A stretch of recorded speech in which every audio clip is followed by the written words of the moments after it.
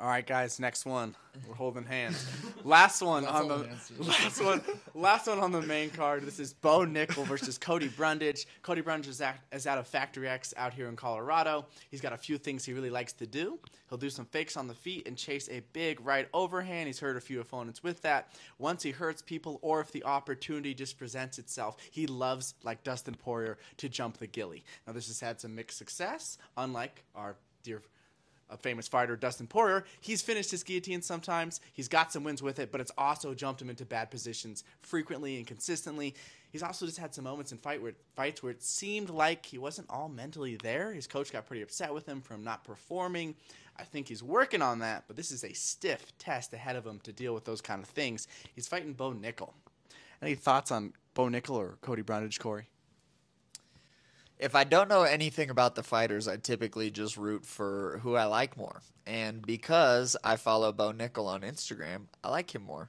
Although I do like Cody too. I know him also. But I think Bo Nickal is the guy that they're really trying to push right now. I think he's young. He kind of has like that like youthful type of spirit to him. He's very funny on social media. I think that obviously he comes from a crazy amount of accolades in the wrestling world, like some serious accolades, not like wrestled in college at a good high school or whatever, like very, very, very good accolades. So that matters. I think that's why he's done so well. Still only 5-0. You know what I mean? Like, it's very difficult to be all around good at MMA only after a couple of years of training, whether you come from a really great wrestling background or really great striking background in general. But I mean, Bo Nickal's accolades are the type that you do need, or that you wouldn't be surprised if he did take it to the next level in MMA. I don't think that this is one that's going to like big time put him on the map. This isn't a test that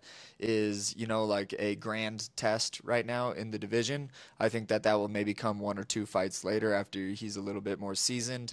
I don't think that the UFC is going to do that to him that soon. So, I got Bo in this one. I think that at any time, if he wants to take this thing to the mat, he can, and he'll have that for a couple more fights, and then he's going to start to fight some dogs. Cody Brundage is super tough in his own right. He had a nasty slam knockout his last time out. He's a good fighter. I think Bo Nickal, like you said, they're building him up. They want him to win this match. Typically speaking, they want to push him. They want to get him somewhere, and they want to build him up slowly. And this is a good opponent for where he's at in his career right now.